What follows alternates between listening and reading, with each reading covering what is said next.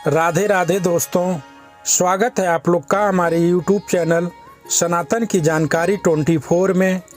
बहुत समय पहले जब धरती पर सत्य, धर्म और न्याय का शासन था, द्वापर युग समाप्ति की ओर था, उस समय देवताओं और मनुष्यों के बीच एक समझदारी और आदर का संबंध था। परंतु जैसे जैसे समय बीतता गया, मानव की प्रवृत्तियां बदलने लगी और मनुष्यों का लालच बढ़ने लगा। कलयुग 4 युगों में से चौथा और अंतिम युग है, जो सतयुग, त्रेता युग और द्वापर युग के बाद आता है। इसे अधर्म का युग भी कहा जाता है, जिसमें धर्म, सत्य और नैतिकता अपने निम्नतम स्तर पर पहुंच जाते हैं। पुराणों और अन्य धार्मिक ग्रंथों में कलयुग का वर्णन विस्तार से किया गया है। इस युग की शुरुआत और इसके प्रभाव को समझने के लिए हमें इसके आगमन की कथा और इसके लक्षणों को ध्यान से समझना होगा। कलयुग का आरंभ महाभारत के युद्ध के बाद हुआ, जब भगवान श्री कृष्ण ने धरती पर अपने अवतार का कार्य समाप्त कर लिया तो उन्होंने द्वारका को त्याग कर अपने दिव्य वैकुंठ लोक में लौट गए। श्रीमद्भागवत कथा के अनुसार श्री कृष्ण के पृथ्वी से प्रस्थान के तुरंत बाद कलयुग का प्रवेश हुआ। कलयुग की शुरुआत का मुख्य संकेत यह था कि धर्म, जो सतयुग में 4 पैरों पर स्थित था, अब एक पैर पर खड़ा रह गया। यह संकेत था कि मानव समाज में धर्म, सत्य और सदाचार का पतन होने वाला है। सत्य, धर्म और कर्म के प्रतीक भगवान विष्णु ने अपनी सभा में चारों युगों के देवताओं को बुलाया। सतयुग के देवता श्वेत वस्त्र में प्रकाशमान थे। त्रेता युग के देवता उदार और धर्मपूर्ण दृष्टि से भरे हुए थे। द्वापर युग के देवता कुछ उदास और चिंतित दिखे और कलयुग का देवता अंधकार और भ्रम की छाया में था। भगवान विष्णु ने सभी से कहा, अब समय आ गया है कि कलयुग का आगमन हो। यह चक्र अपरिहार्य है, लेकिन कलयुग में धर्म, सत्य और सदाचार का लोप होगा। यह काल कठिनाइयों से भरा होगा, लेकिन इसमें भी मोक्ष का मार्ग सुलभ होगा, क्योंकि कलयुग में सिर्फ नाम जप और सत्कर्म से मोक्ष की प्राप्ति होगी। कलयुग के देवता ने विनम्र होकर कहा, भगवान, मैं यह जानता हूँ कि मेरा समय कठिन और विषमताओं से भरा होगा, परंतु कृपया यह भी बताएं कि मैं मनुष्यों को कैसे दिशा दूं। भगवान विष्णु ने मुस्कुराते हुए कहा, कलयुग में भले ही अज्ञानता और पाप बढ़े, लेकिन भक्ति मार्ग सबसे सरल होगा। जो लोग मेरा स्मरण करेंगे और सत्य की राह पर चलेंगे, उन्हें मोक्ष प्राप्त होगा। कलयुग के आगमन के साथ ही धरती पर बदलाव आने लगा। गंगा का पानी, जो पहले अमृत समान था, धीरे धीरे मटमैला हो गया।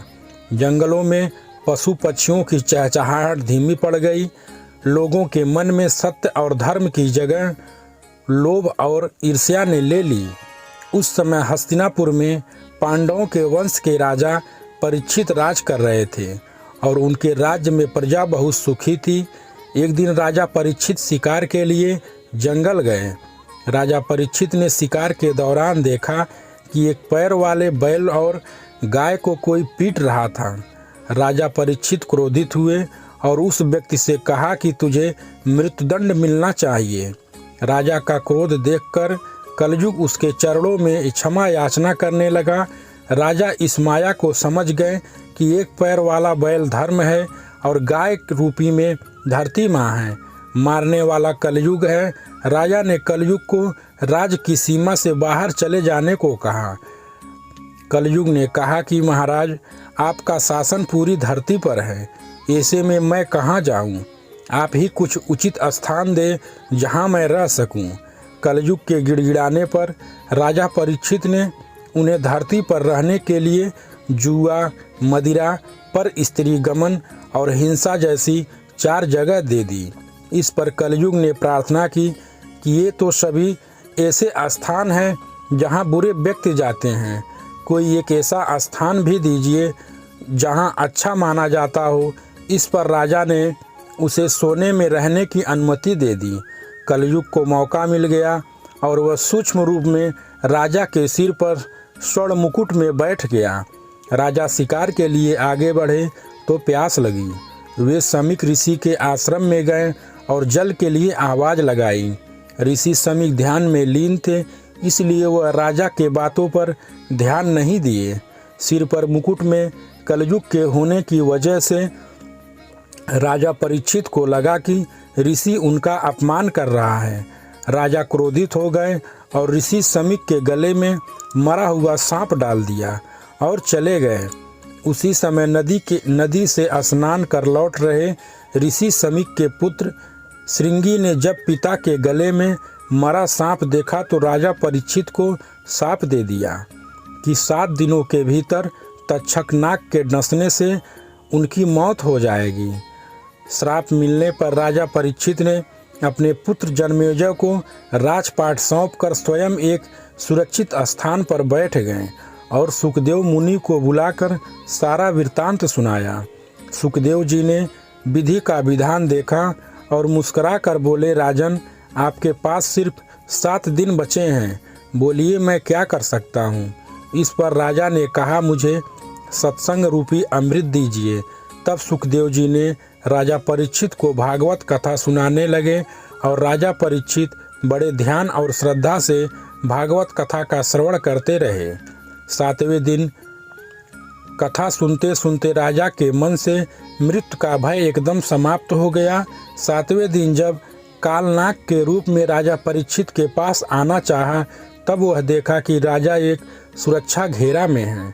तब वह इंतजार किया और जब माली फूल की टोकरी लेकर राजा के पास जा रहा था, उसी समय तक्षक नाग छोटा सा रूप धारण कर फूल के पंखुड़ी में बैठ गया और राजा के पास चला गया। सुरक्षा घेरा के अंदर जाने के बाद सर्प ने राजा के गर्दन को अपने विशाल शरीर से जकड़ लिया।